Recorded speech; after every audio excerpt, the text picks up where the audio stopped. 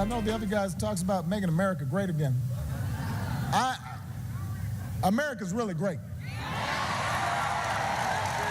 And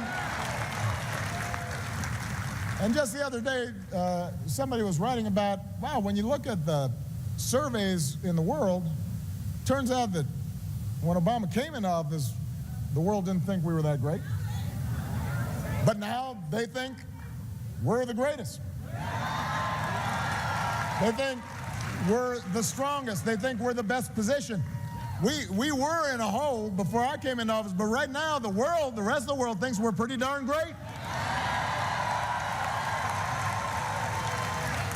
And by the way, you can look that up. That's a fact. That's not like just something I just made up and tweeted.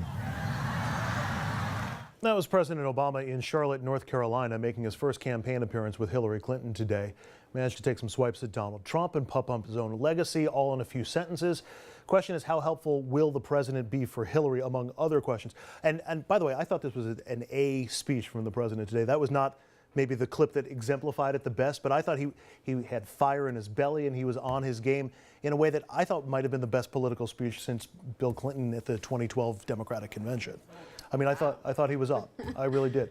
But there's a risk in that, and we'll get to the overall, but as a campaign consultant, how and when you use Obama is a concern for Hillary Clinton because he's capable of upstaging her, making you sort of wish that he was on the ballot instead of her.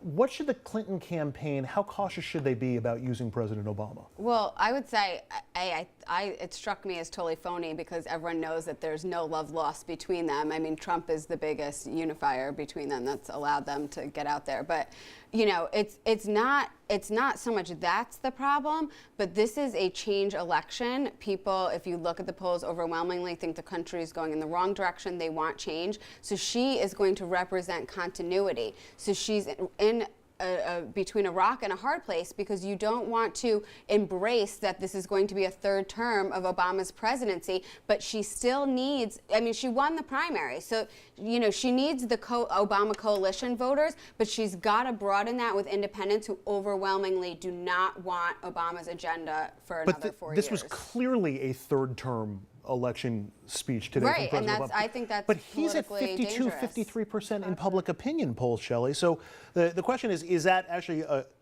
good trump card for the Democratic nominee to play? And I got another one for you, but I think she'll play it wisely. I think she has to be smart about it. She's a very, very smart person, and she's smart about politics. I think she will use the fact he's popular in a very significant portion of the Democratic base to her advantage, and when she deals with independents, she will continue to talk about the issues that independents care about, which is really speaking to their better instincts, whereas I think Trump speaks to their worst instincts.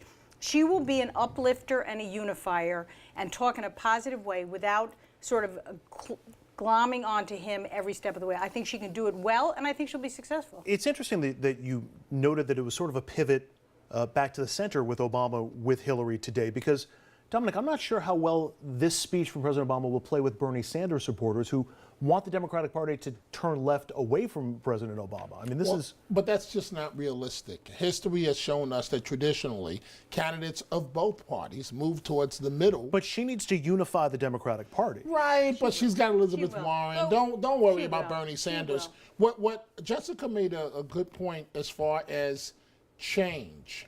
If this is an election based on change, get ready to dare say, and I dare say President Trump. If it's based on change, Hillary Clinton is in trouble. Remember, you use the word change. Obama represented change in 2008. Now he does not. He is the establishment, if you will. And the soundbite that we played, frankly, if that's the best he had to offer, then I would really want to be on the campaign trail. I heard something completely different, and I agree with you, Shelley, that she has been good about, you know, talking about unity and One America Together. But on policy, I totally saw a huge influence from Sanders' campaign on her. She was attacking the 1%.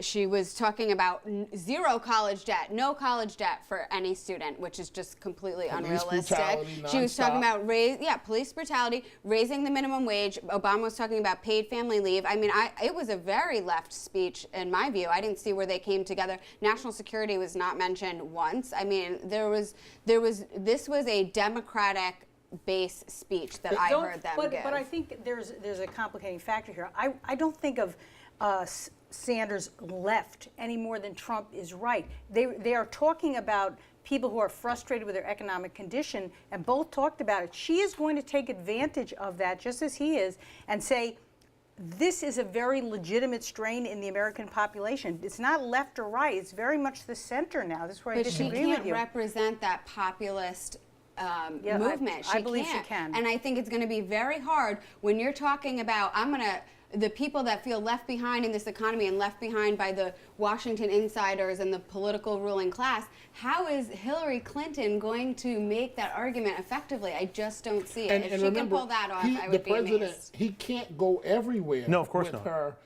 For example, he might go to Philadelphia in Pennsylvania, but he's not going to rural Pennsylvania. Remember when he was secretly recorded saying about the guns in their religion? Yeah. Mm-hmm. So there are certain places where he won't be welcome. Here's the $1 million question for Mr. Obama, and it's almost a no-win situation. Can you ignite the black vote, energize the black vote to the same degree that you did for yourself? And that's not going to happen. Because she won the black vote in a landslide in the Oh, primaries, absolutely. but you're Right. saying And they're he needs to get her to turn out, get the black vote to turn out Yeah, in they're not going to November. Trump, Folks but have to they'll be stay home. excited. They have to be I excited. think people are very excited, and people of color are extremely animated. I You may mean, have a good point there. in my district, in Yonkers, which is a very diverse community, the communities of color are very, very engaged in winning this election for Hillary Clinton. They feel an affinity with her, like they did with Donald Trump, with President Obama. And I think there will be a highly energized group of people and independents.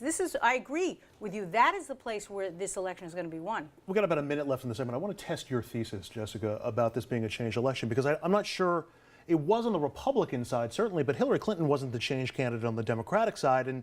And you have President Obama over 50% in the popularity polls. Is your sense that this is a changed election? I think the word is an oversimplification. I think there is economic insecurity and discontent that needed to be voiced, and it has been voiced. These issues of unaffordability of college, economic security and retirement, these are issues, they're not change, non-change. They have to be validated and given voice to. I think she will do a great job on that. I'll give you the Well, I last think word. they want a different direction, and the polls show that, particularly among independents, and certainly it's stronger on the right, where after 2 terms of Obama.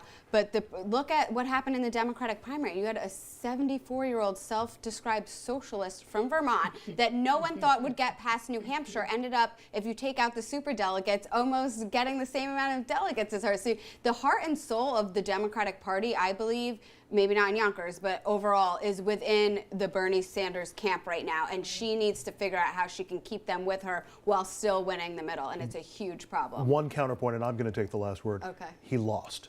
Up next, yet another He tweet did, gets yeah. Donald Trump in trouble yet again, but he never admits when he's wrong. How and why does he keep getting away with this? And this latest example is a doozy, and it's got him fending off charges of anti-Semitism.